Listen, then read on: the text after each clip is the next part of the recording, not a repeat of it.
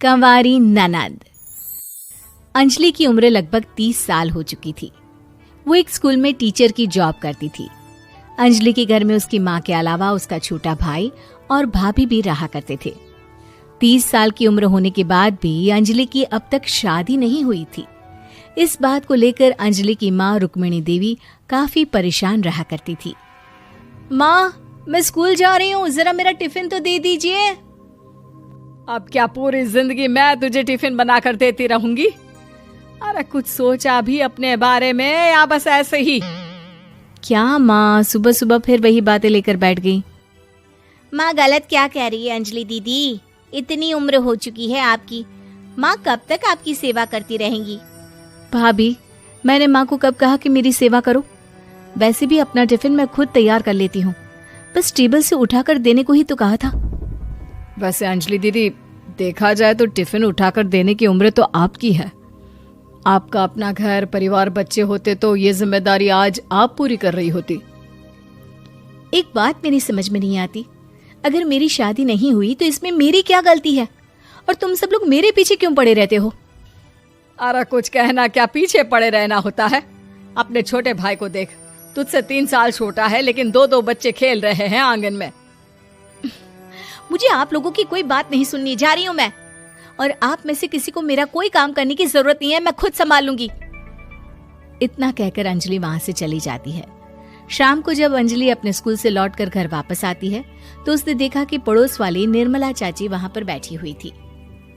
क्या बात है अंजलि बिटिया, नौकरी करके वापस आ गई?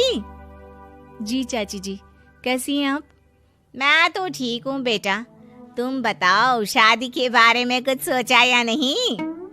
अरे रहने दीजिए ना, इससे तो शादी की बात करना ही बेकार है। कुछ भी कहो तो गुस्सा करती है, बात बात पर आंखें दिखाती है। माँ, आप ऐसा क्यों कह रही हैं? मैंने कब आप पर गुस्सा किया? अरे अंजलि बेटा, तुम्हारी माँ ठीक ही तो कहती है। 30 की होने आई हो, अब तुम्हें भी शादी वादी कर लेनी चाहिए। चाची जी, आप तो ऐसे कह रही हैं जैसे शादी करने से मैंने मना किया हो।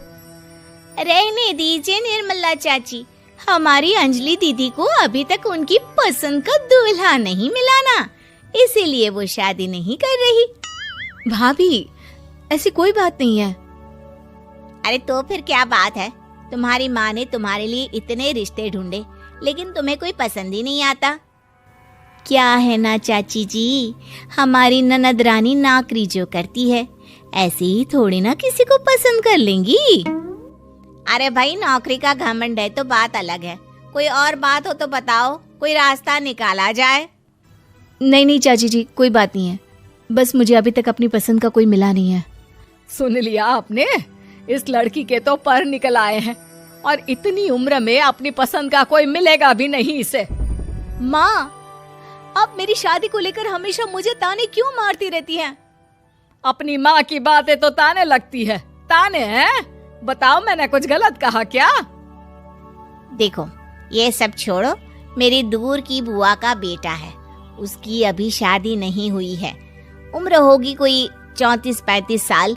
आप कहें तो बात आगे बढ़ाऊं? अरे हाँ, क्यों नहीं, ये भी कोई पूछने की बात है।